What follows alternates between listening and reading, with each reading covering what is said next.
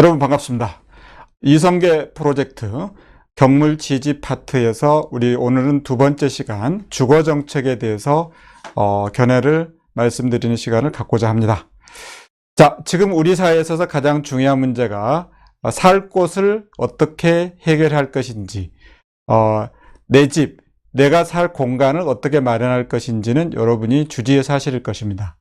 우리가 이 동물들도 보시면요, 아이를 낳고 양육하기 위해서 가장 먼저 준비하는 것이 자기 집 만드는 거잖아요. 그래서 부부가 되고 아이를 양육하기 위해서는 정말 열심히 흙도 갖다 나르고 나뭇가지도 가르고 날아서 자기들만의 집을 만드는 것 또는 집을 확보하는 것, 그게 우선순위죠. 자, 그래서 우리가 뭐 청년 문제 또는 뭐 출산율 문제를 많이 언급하지만 가장 근본적인 원인은 바로 주거의 문제일 겁니다. 이걸 이제 구체적으로 문제 제기를 해보면요, 우리 생활에서 의식주가 있잖아요. 그러면 뭐 우리 주변 돌아다니 보면 우리나라 사람들이 사실 물론 우리나라가 섬유 산업도 많이 발달된 나라기도 하고 디자인이 발달된 나라기도 하지만 옷을 못 입고 다닌다라는 표현은 좀 하기가 어려운 그런 사회가 됐지 않습니까? 그만큼 의는 어느 정도 해결됐다고 보고, 시계 문제도 물론 이제 먹는 식품의 뭐 가격 차이 이런 건 있을 수 있겠지만 기본적으로 최소한의 문제는 거의 다 해결되고 있다라고 볼 수 있죠. 그렇지만 가장 기본적으로 중요한 주거의 문제는 아직 해결되지 않고 있다는 것입니다. 이 부분 우리가 주목해서 봐야 될 것이고, 그렇다면 이 주거의 문제가 해결되지 않느냐, 결국은 너무나 지나치게 비싼 비용 때문이죠. 그러면 그 비싼 주거 비용이 합당한 이유로 인해서 비싸냐라기보다는 또 다른 여러 가지 부당한, 부적절한 어떤 요인들에 의해서 주거 비용이 상승하고 있다는 점이죠. 그리고 그러다 보니까 자기 지의 집이 확보가 잘 안 되고 설령 임시적으로 전월세 등을 통해서 주거 공간을 확보했다 하더라도요, 이것이 계속적으로 안정적이지 않고 또 많이 오르게 되면 또 이동을 해야 되고 이러다 보니까 사람 간의 관계도 좀 친해질만 하면 또 여러 사정에 의해서 이동하는 사람이 많은 상황, 특히 주거 비용이 오르면서 외곽으로 이동하는 경우가 많아지잖아요. 그러다 보면 학생들도, 자녀들도 사실 정서적인 불안이라는 부분, 또 새로운 환경에 적응해야 될 그런 비용들, 그리고 오랫동안 안정적으로 있을 때 형성될 수 있는 인간관계라는 부분이 사실은 좀 장기적인 사고를 하기 어렵고, 우리가 정말 마음을 터놓고 친하게 지내려면 서로 교류하는 기관과 안정적으로 계속 간다는 확신이 됐을 때잖아요. 이제 그런 게 부족하다 보니까 인간관계를 되게 단기적으로 생각할 수밖에 없는 상황이라는 것이죠. 그래서 우리가 공동체가 형성이 안 돼 있고, 사실 우리가 좋은 전통이 있었는데 이웃을 이웃처럼 생각하기가 어려운 상황이고, 이웃과 벽을 치고 살 수밖에 없는 게, 물론 분리된 주거 공간의 구조도 있겠지만 근본적으로 주거가 불안정하기 때문에, 주거의 안정성이 떨어지기 때문이라고 생각됩니다. 이와 같은 이제 문제와 관련해서요, 두 번째로 문제의 구체적인 원인을 한번 살펴보겠습니다. 자, 문제의 첫 번째 원인은 물론 이제 산업화라는 이유와 관련해서 산업화의 주요한 어떤 기제라고 할까, 작용 장치는 규모의 경제라는 거거든요. 그래서 규모의 경제를 하면 큰 규모로 만들었을 때 상대적으로 관련된 비용이 적게 드니까 수익성도 많아지고 또 생산성이 상대적으로 높게 나타날 수 있는 가능성이 높다는 것이죠. 그러다 보니까 이제 우리나라도 처음에 경제 개발할 때 대도시 중심, 대기업 중심으로 갔지 않습니까?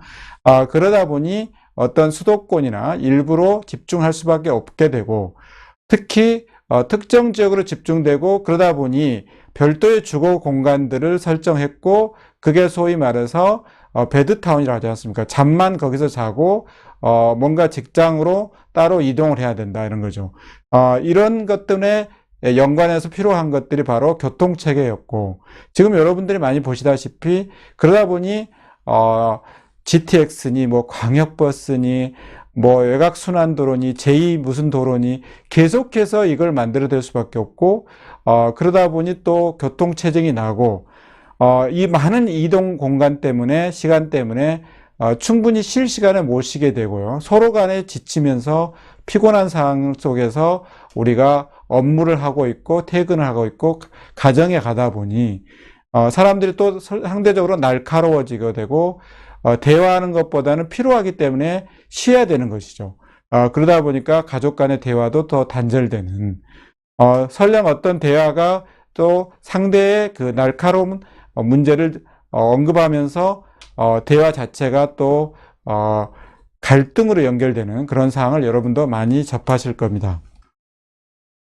또 하나가 보통 이제 주거의 문제가, 우리나라 자산의 대부분이 사실 주거, 특히 집에 고정되어 있다는 것을 여러분도 아실 거고, 그런 기사를 많이 접했을 것입니다.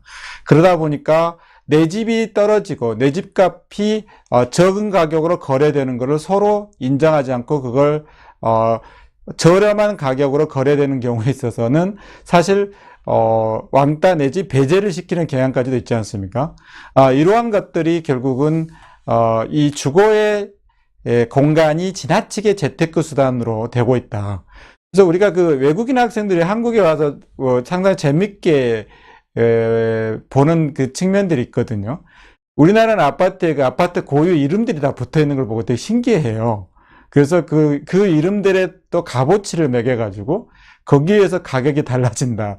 이런 걸 보고 되게 신기하다는 게, 그렇게 그 말한 외국인 친구들을 많이 볼 수 있는데, 그게 바로 우리의 단면이라는 것이죠. 우리는 어느 순간 그것에 대해서 당연하게 받아들이고 있는데, 우리가 이미, 사는 공간의 본질적인 의미를 이미 잃어버렸다는 거죠. 그래서 그것을 많이 가지고 있는 사람은 적게 가지고 있는 사람을, 이용해서 자신들의 재산을 더욱더 많이 불리고 그들의 일정 수입을 계속적으로 증가시키면서 가는 그런 구조가 형성되고 있다는 뜻입니다. 또 하나가요, 이것들이 이제 가능한 구조는 결국은 토지 원가를 갖다가, 토지 공급 원가가 굉장히 낮음에도 불구하고요, 여기에 실제적인 것들을 부가 비용들을 부풀려서 공개하고, 또 사실은 필요 없는 어떤 홍보라든가 옵션 등을 넣어서 엄청난 분양가를 책정을 하고, 그럼으로써 막대한 수익을 누리고 그걸 수익을 공유하는 거대한 카르텔이 형성되어 있다는 것이 근본적인 원인일 것입니다. 자, 다음에 이러한 주거 정책에 대한 공약들이 있고 그와 관련된 많은 언론들에서 주장하는 것들이 있는데, 그 주장과 그러한 논리들에는 상당한 허구와 모순되는 점이 있음을 보여줄 수 있겠습니다. 그것을 이제 크게 세 가지 측면에서 제가 말씀드리고자 합니다. 우선 지금도 그렇습니다. 재건축 규제를 다 풀어버려야 된다. 그리고 많은 곳에 일단은 아파트를 많이 짓고 주거 공간을 늘리면 바로 주거 문제가 해결되고 집값의 안정을 도모할 것이다라는 것인데요. 사실 아까 말씀드렸지만 공급을 확대하는 것 자체가, 공급을 확대하면 당연히 가격이 떨어질 거라는 가장 간단한 경제 법칙이 있긴 하지만, 그 경제 법칙은 또 다른 수요 독점의 구조라는, 그리고 가수요라는, 즉 집을 많이 사놓고 좋은 지역에 많이 사놓으면 많은 돈을 벌 수 있다는 것이 오랫동안의 경험치에 의해서 형성됐기 때문에, 그러한 수요, 가수요를 넘어서 그 수요를 할 수 있는 사람도 극히 소수가 그 수요를 할 수 있다는 것이죠. 즉 집을 사들일 수 있는 사람이 소수이기 때문에, 그 구조야에서는 공급 확대가 집값을 안정화시키고 보통 사람들이 충분히 자신의 소득 수준에서 또 정부의 일부 저리 대출을 통해서 집을 살 수 있는 기회가 사실상 불가능하다는 겁니다. 그리고 당장 부동산과 관련해서 부동산에 대한 규제를 완화해야 된다는 주장을 많이 하지만 부동산에 대한 규제는 사실 완화해야 될 부분도 있지만 자, 과도한 분양가 또 지나친 수요 독과점 구조를 형성하는 이와 같은 구조는 오히려 규제를 강화해서 풀어내야 될 부분이거든요. 그러면 이전에 정부들 중에서 그 많은 부동산 규제를 강화하는 것이 왜 실패했느냐? 그것은 그러니까 정책 믹스라고 합니다. 그러니까 정책이 A 부분과 B 부분, 아까 방금 말씀드렸던 수요 독과점 구조를 확실하게 깨면서 동시에 공급을 확대할 수 있는 정책이 적절하게 혼합되면서 빠른 결단과 빠른 정책 시행을 통해서 여기서 빨리라는 것은 단순히 시점이 빠르다는 것이 아니고 정확하게 문제 해결을 위한 빠른 대책과 빠른 실행이 필요했던 건데 그걸 놓쳤다는 것이거든요. 그것 때문에 제대로 된 정책이 성공되지 못했던 것이고 그것을 방해했던 것들은 결국 회색 정치인들이죠. 사실 들어보면 되게 멋있는 말을 되게 많이 하는데 실제적인 국민들한테 도움이 안 되고 그리고 언론도 방금 전에는 서민들의 주거 안정이 필요하다 하면서 대다수의 TV 패널들은 뭐냐면 결국 건설회사의 논리들, 대형 건설회사 논리들, 그다음에 수요를 독과점하고 있는 일부 소위 우리가 말하는 투기 계층이라 하죠. 그들에 의해서 광고와 그들에 의한 어떤 그 모임, 위원회 등에서 활동하는 사람들이 결국은 언론을 주도하고 여론을 주도했기 때문에 사실은 국민들의 피부에 닿는 정책이 시행되기 어려웠던 겁니다. 그 다음에 또 하나가 부동산 관련 세금은 폭탄이라는 말을 되게 많이 하거든요. 과연 부동산 관련 세금이 폭탄입니까? 아니죠. 집에 오르는 것은 몇 억이 올랐는데 세금은 사실 그 중에 100분의 1? 뭐 그 정도밖에 안 되는 그 정도도 채 안 되는 양이 올랐거든요. 그렇지만 세금 폭탄이란 말을 합니다. 이런 것들이 결국은 아까 말씀드린 바로 앞에서 논점이 됐던 언론과 지식인들이 통해서 그들이 그걸 확대 재생산하거든요. 그러니까 결국은 해결이 안 되는 거예요. 그리고 또 이게 무슨 사회주의적이다, 공산주의다 이게 자꾸 말하는데 헌법 119조 여기에 보면 1항은 이제 자유와 창의를 존중한다는 원칙을 선언하고 있고 2항은 균형 발전, 그 다음에 적정한 균등한 소득 재분배 등을 위해서 경제에 대한 규제를 조정을 할 수 있다는 분양이 분명히 있습니다. 그래서 그건 우리나라 헌법뿐만 아니라 대다수의 현대 국가의 헌법은 다 그런 조항이 있죠. 특히 이제 그 중에서 경제민주화라는 그 말이 또 정확히 들어가 있지 않습니까? 그러니까 여러분이 경제민주화는 되게 많이 들었잖아요. 그러면 주거 정책에서 건설 경제라는 부분으로 봤을 때 그 부분의 민주화를 해서 정부가 얼마든지 개입을 해서 원가를 공개하고 그 원가의 공개에 부합한 아파트라든가 주거 공간을 얼마든지 분양할 수 있는 형태로 개입할 수 있다는 것이죠. 다만 개입을 제대로 안 하고 있는 것 뿐입니다. 자, 이와 관련돼서 제가 다음에 네 번째 파트로서 구체적인 정책 대안들을 한번 제시해 보겠습니다. 첫 번째, 지금 이 시점에서 우리가 새로운 정부가 곧 구성될 거 아닙니까?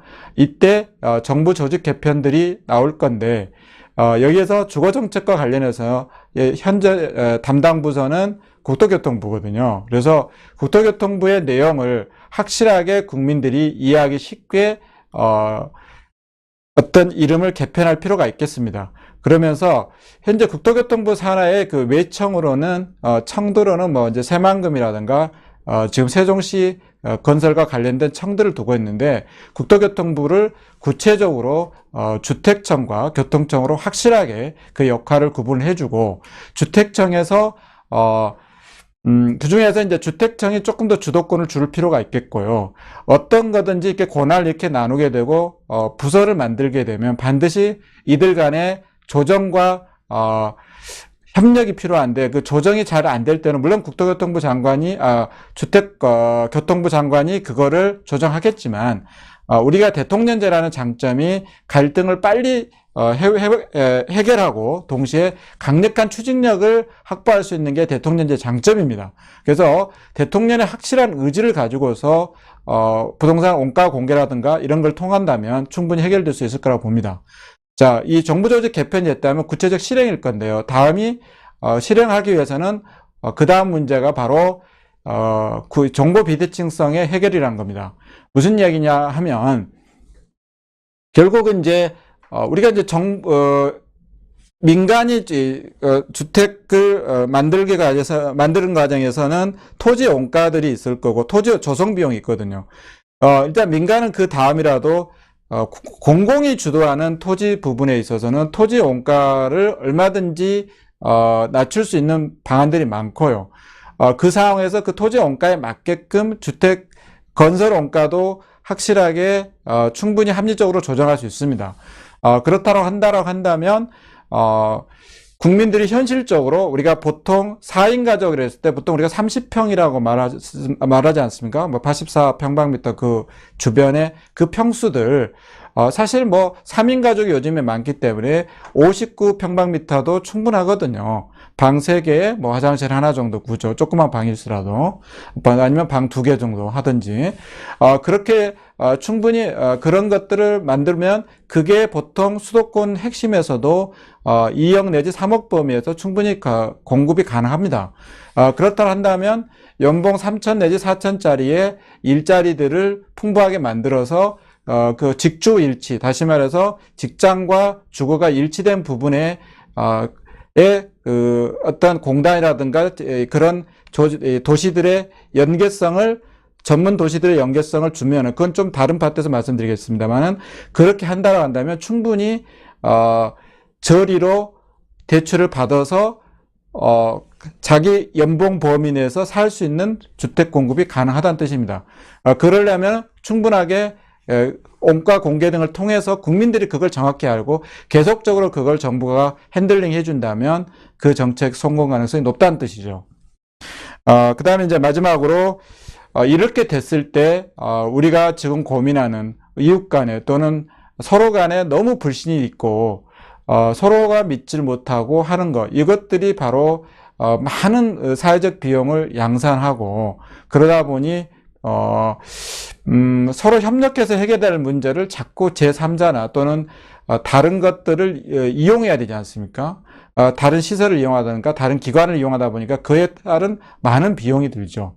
간단하게 말씀드리면 우리 아이를 교육시키는 데 있어서 이웃들 간에 서로 연결이 돼 있다 한다면 지금 우리 교육 수준이 너무 높지 않습니까? 그것들이 각자의 전공 분야들이 있고 그것들을 서로 교류한다면 그 비용들이 많이 줄어들 것이고 반대로 학교가 있다고 한다면 많은 경험을 가지고 많은 배움을 가진 사람이 다양하게 많기 때문에 그분들을 방과후 학교 같은 데서 풍부하게 활용한다고 한다면 각자 저렴한 비용으로 수업을 들을 수도 있고 또 자기가 갖고 있는 경험들을 또 사회에 기여할 수 있는 그런 기회, 그러면서 자기 자아실현이라 할까요? 그런 것도 충분히 느낄 수 있는, 동시에 여러분이 많이 보시지 않습니까? 같은 단지 내에서도 쟤는 뭐 임대에 사는 애, 쟤는 몇 평에 사는 애, 이걸 그런 것들이 지나치게 아이들한테 많이 있다 보니까 아이들 간에도 협력이 안 되고 그것들이 바로 아이들 간에도 소위 왕따 현상, 이런 근본적인 원인들이 다 연결되어 있거든요. 그래서 다양한 사람들이 같이 잘 살 수 있는 게 이제 소셜 믹스라고 하는데 그 다양한 사회 계층이 믹스할 수 있는 방법들을 지금도 안 하고 있는 건 아닌데 조금 더 이거를 확대해서 그렇다 한다면 자연스럽게 우리라는 한 울타리 또 공동체 한 사람들 이렇게 모두 우리라는 그런 공동체 의식이 충분히 형성되고 그렇다면 우리 사회가 안정되고 더 오랫동안 더 지속적으로 발전할 수 있는 사회가 될 수 있는 바탕이자 동력이 될 수 있을 거라고 생각합니다. 제가 주거정책에 대해서 생각하는 어떤 주요한 흐름은 바로 지금까지 말씀드린 것이 바탕이 된다라고 볼 수 있습니다. 지금까지 주거정책의 문제의 원인, 그 다음에 그 문제들에서 내포된 모순과 허구들, 그에 따른 대안을 제시해 봤습니다. 시청해 주셔서 대단히 감사하고, 여러분이 주거의 문제에 대해서 시야를 넓히고 파악해 볼 수 있는 데 도움이 됐으면 좋겠습니다. 이상 감사합니다.